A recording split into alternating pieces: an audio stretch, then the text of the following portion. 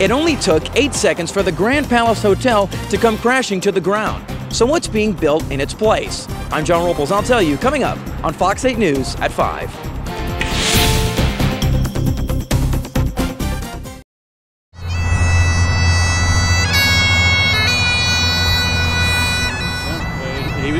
He was a brother. You know, it's a brotherhood that we have with each other. You know, we're all there for each other, and you know, it definitely, it's to see that, you know, to see all the turnout for this is special. An impressive turnout no police officer ever wants to be a part of, as they prepare to say goodbye to Deputy Brandon Nielsen. Fire! Officer Nielsen was gunned down in LaPlace last Thursday, along with Deputy Jeremy Trish, in what state police called an ambush. The deadly shooting made headlines across the nation.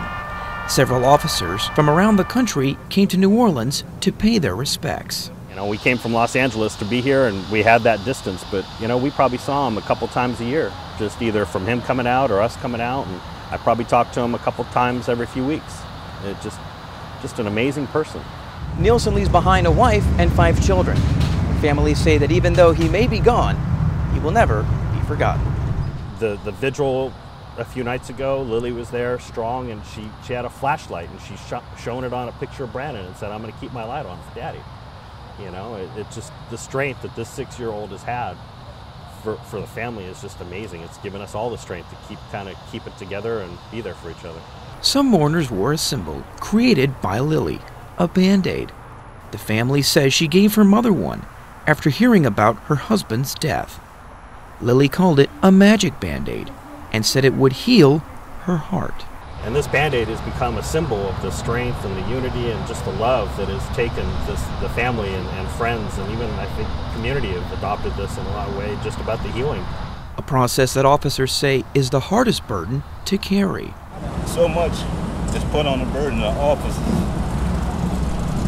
And if it's not for the things we do to protect the community and the people, where would we be? You know, and it's sad that a fellow officer had to die like that. My heart goes out to his family. A family that looks for light on an otherwise dark day. Reporting from Lake Lawn Cemetery, Jon Robles, Fox 8 News. New York investigators blame speed for an accident that killed 3 generations of a family. Yesterday, Maria Gonzalez's SUV plunged off the highway and into a ravine at the Bronx Zoo.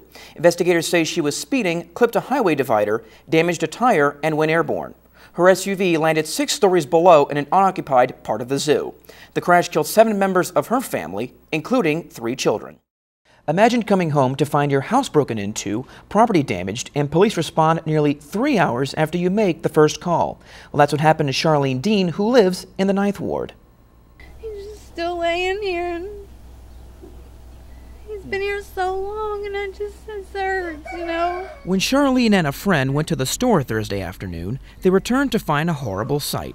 Her house vandalized and her dog gruesomely beaten to death. I got home from work about 3:15, and my friend Todd came home with me, and he makes it up the stairs first, and he's like, "You don't want to go up there."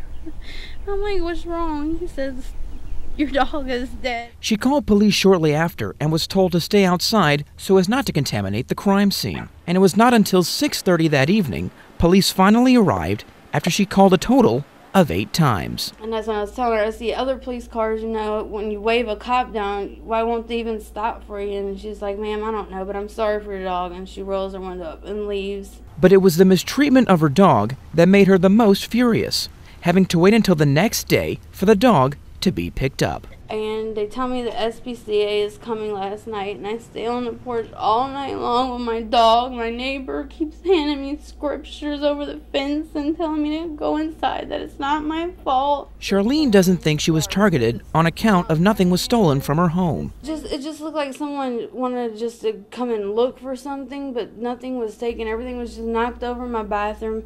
Now my TV was all stabbed up and damaged. While the loss of her dog is emotionally challenging, Charlene hopes no one will have to wait as long as she did for help to arrive. And it's just ridiculous, you know. You have something this bad going on, you're sitting out in the rain because they tell you to, and said, look, we called the news people. Are you going to come or not? Now keep in mind, this is not the first time the NOPD has been criticized for slow response times. In the past several months, the department has received several complaints of having to wait 30 minutes or more for an officer to assist a person in need.